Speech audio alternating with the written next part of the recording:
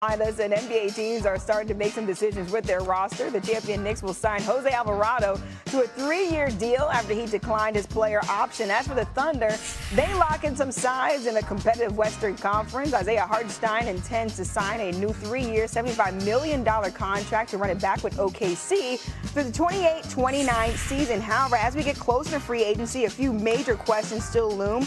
Will the Celtics trade Jaylen Brown, and will LeBron re-sign with the Lakers or take its talents elsewhere? All right, welcome in our NBA front office insider, Bobby Marks, who's with us right now for more on these topics around the NBA. And our Shams Charania reported that the Celtics are actively listening to trade offers for Jaylen Brown. A lot of conversation that has come from that. So, Bobby, how do teams view Jaylen Brown right now as an asset? I mean, there is a spirited debate going on in front offices right now regarding Jaylen Brown. There's on one side, there is the analytics debate, and the analytics do not view Brown as a high-level player. A negative net rating over the last 4 years in Boston, -10 when he was on the court this year. And then there's the eye test, which I am more in the favor of, which is a player that finished 6th in MVP voting, was all NBA this year, is 191 and 80 in the last 4 years, a player that can make an impact on the court. So it's going to be interesting who wins out on this debate as far as if there's a team that's going to go out and try to trade for Jaylen Brown here. All NBA, a finals MVP, and an NBA champion as well. But I guess I'll just leave it there. Out west, LeBron James faces a critical offseason as a free agent. How much of it is in LeBron's best interest to re-sign with LA this offseason? Well, I think LeBron's got to balance the family part of it. Certainly he resides in Los Angeles. I think there is the financial angle too. Certainly a player that's earned close to $600 million. And then there's the third part, which I think is probably the most important. What gives him the opportunity to compete for a championship? I think it's going to be interesting as far as where the Lakers are with this roster. Now, they've got $50 million in cap space to go out and fill in the blanks here, but you've got to figure out what LeBron's number is going to be before you actually can go out and commit to free agencies here. So it's a balancing act from the Lakers, and it's a balancing act as far as what LeBron's going to do over the next few days here. Yeah, everyone will be looking forward to what happens with LeBron James as we look forward to next season. Bobby.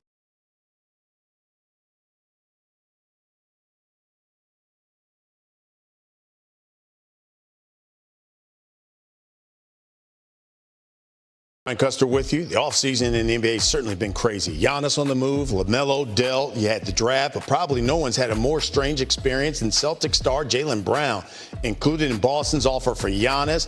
Shams Charania says they're still shopping him. Jaylen Brown's future in green, it's our take two. The fact of the matter is that in Boston, he's 1A. He wants to be 1. I think while it's important to him, I don't think that's the only thing. I think it's the relationship between Jaylen Brown and the Celtics organization. We got to put a lot of blame on Brad Stevens, all right, because Danny Ainge probably would never have had Jaylen Brown on the trading block. Usually when a guy like Jaylen Brown's getting traded, it is the start of a rebuild. That's not the case in Boston. He can't continue to let the Boston Celtics, the organization, continue to take a leak on him and tell him it's raining. The man is one of, if not the best two-way player in basketball. If you're Jaylen Brown, you got to feel disrespected. It's done as far as, like, they've got to find a deal for him at this point. They've jumped out of the airplane. The fact is they're having these conversations because in their heart of hearts, everybody knows what Jaylen Brown really, really wants. He ain't trying to be deferential or a sidekick to anybody. He wants to be that dude. Well, our three-time champ, Danny Green, was that dude. He joins us now to discuss another hectic NBA offseason. What do you make of Boston still trying to shop Jaylen Brown even to this day?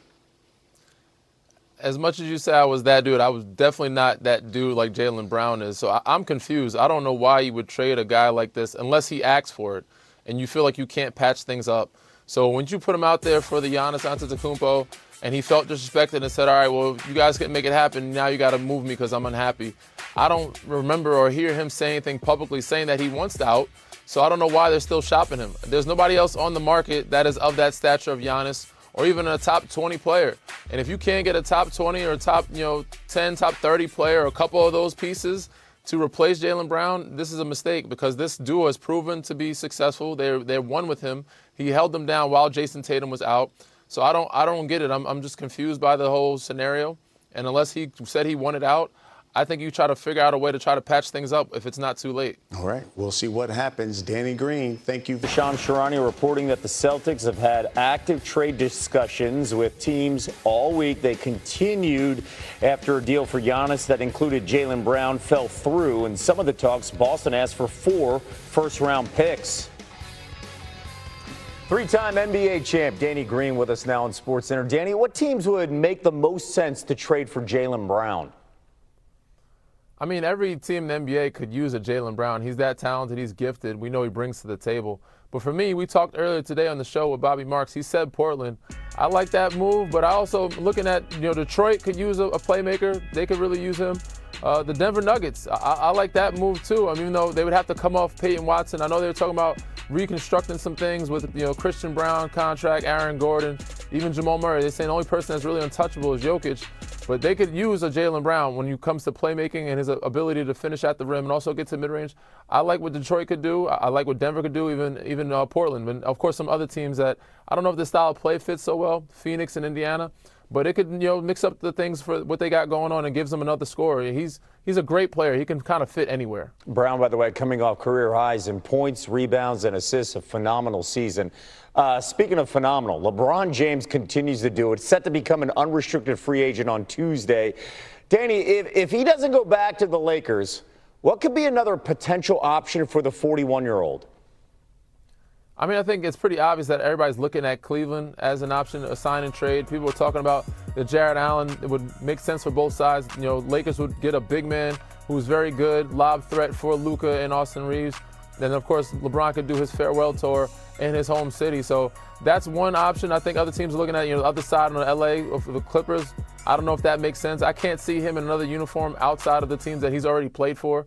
And I don't see him going back to Miami. So I think it's really Cleveland or LA. And those are the two teams I think that have the best chance at landing him. Yeah, keep in mind, LeBron has played 11 of his 23 seasons with Cleveland. Also, you spent time with him there in Cleveland. With his new team. As we welcome in our esteemed panel, we have Bobby Marks, who must have flown overnight from New York, Chiney Ogwumike, Danny Green. So psyched to be talking to you guys about everything that has been happening. But first, Bobby, he has to keep it real for us.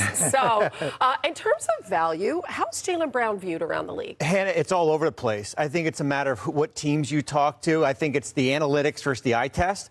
The analytics are not great. When you look at Jaylen Brown the last 4 years, Boston's net rating is better with him off the court. This past year, they were plus 10 when Brown was off the court. However, I'm an eye test person. Yes, no So when kidding. you go the eye test, and I know Danny likes the eye test too. Yes, I do.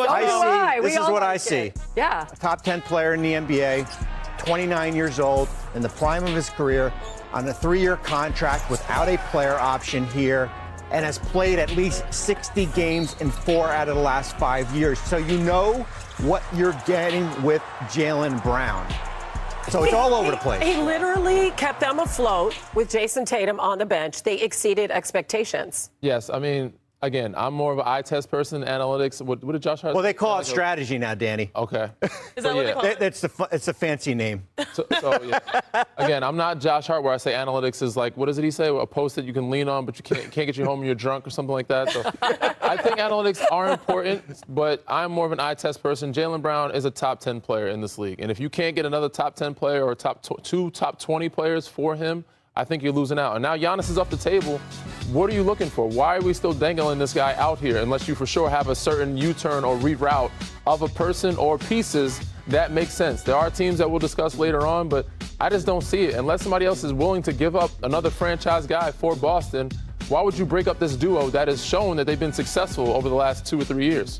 There's a hypersensitivity to Jaylen Brown, and he has embraced it, willing to be the villain, at times being the bad guy on the court, the one calling out the league, and obviously snapping back or clapping back at our old friend, Stephen A. Smith. I think there's a sensitivity because of the podcast or the twitching, Twitch streams, and that narrative that confuses people from what he's actually doing. I'm an analytics girl. I didn't even know the numbers were like that with Jaylen Brown. I don't even care about it. I'm the first person that would care about it. But how much do you think we should care about the off-the-court stuff? Because you just named a whole bunch of social media platforms, to me, as opposed to what he does on the court and pairing with a healthy Tatum. If what he's saying is so egregious, then I think that's a hypersensitivity, because at the end of the day, when he shows up on the floor, he's everything that you want to be. That's what I'm saying. He's the guy who, like you said, was a finals MVP, like someone that is a 5-time All-Star, 29 years old. And when his team needed him to rally, he did it this year at a very, very high level. And so I understand the narratives might look a little sus, okay? They might look a little sus with what he said, this being my favorite year and stuff. But, like, you won a championship with those two together, it must take an act of God, something huge, in my opinion, to break it up. But it seems like the 4 first-round picks is almost like telling us, oh, we'll do it, but you're going to have to give us everything. It just feels like that relationship would have to be so fractured to make this like a done deal where they have to move him. But you told us they're actually calling people. Yeah, right? listen, so this is not them just here? This is not just them taking calls, and certainly they've talked with teams here. I think when you look around the league here, and I'm just going back to my days with the Nets when Mikhail Prokhorov bought us in 2010. When you have a new owner, they are the ultimate wild card. And Prokhorov that year wanted to go get Carmelo Anthony, and then he wanted to go get. They want a star, and you know who I'm looking at? Portland. Oh, new owner Tom Dundon here. Where the